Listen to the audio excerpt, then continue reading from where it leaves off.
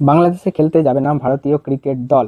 এখানে আমি বলে রাখি, আগস্ট মাসেই 3টি ওডিআই এবং 3টি টি20 খেলতে ভারতীয় পুরুষ দল বাংলাদেশ সফরে যেত, কিন্তু সেই সফরটি বিসিসিআইকে ক্যান্সেল করার জন্য অর্ডার দিয়েছে ইন্ডিয়ান গভর্নমেন্ট। ইন্ডিয়ার মতে বা ইন্ডিয়ান গভর্নমেন্টের মতে বাংলাদেশ এখন সেফ জায়গা নয়, বিভিন্ন সময় সেখানে হামলা হচ্ছে এবং আন্দোলনও চলছে।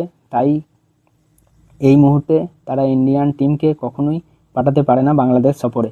এটি রিশিডিউল করা হচ্ছে, পরের বছর হতে পারে, এই রকম সম্ভাবনা আছে। এখানে আমি বলে রাখি, কোনো দেশের সাথে যখন ভারতীয় দল খেলতে চায় তখন সেই দেশের ক্রিকেট বোর্ড প্রচুর টাকা রোজগার করে, কারণ যেখানেই ইন্ডিয়ান টিম খেলতে যায় সেখানেই তার সাথে একটা হিউজ ফ্যান বেস তারা যায় এবং সেই প্রতিটা স্টেডিয়াম ভর্তি থাকে। পৃথিবীর যে কোণেই ভারতীয় দল খেলতে যায় প্রতিটা টিকিট বিক্রি হয়ে যায় এবং হিউজ দামে বিক্রি হয়। এর ফলে প্রচুর পরিমাণে টাকা সেই দেশের বোর্ডও রোজগার করে। এছাড়া বাংলাদেশে যদি খেলতে যেত তাহলে বাংলাদেশের টিম অনেক বিদেশি স্পন্সর পেত, এর ফলে তাদের টিমের ওভারঅল যে মানি এবং বিভিন্ন যে ফেসিলিটি সেগুলিও বাড়তো। এছাড়া সেই দেশের প্লেয়ারগুলি জনসমক্ষে আসতো, ফলে বিভিন্ন ধরনের যেগুলি লিগ খেলা চলছে তাতেও তাদের দাম অনেক বাড়ত। এই সমস্ত ক্ষতি বাংলাদেশের হবে। এটি কোনো মিলিয়ন নয়, billions of dollar Bangladeshi government বা বাংলাদেশ বোর্ডের কাছে আসতে পারতো টিকিটের মাধ্যমে, বিজ্ঞাপনের মাধ্যমে, কিন্তু এই কোনোটাই সুযোগ বাংলাদেশকে ইন্ডিয়ান গভর্নমেন্ট দিতে চায় না। তাই এই সিরিজটি আপাতত রদ করে দিই।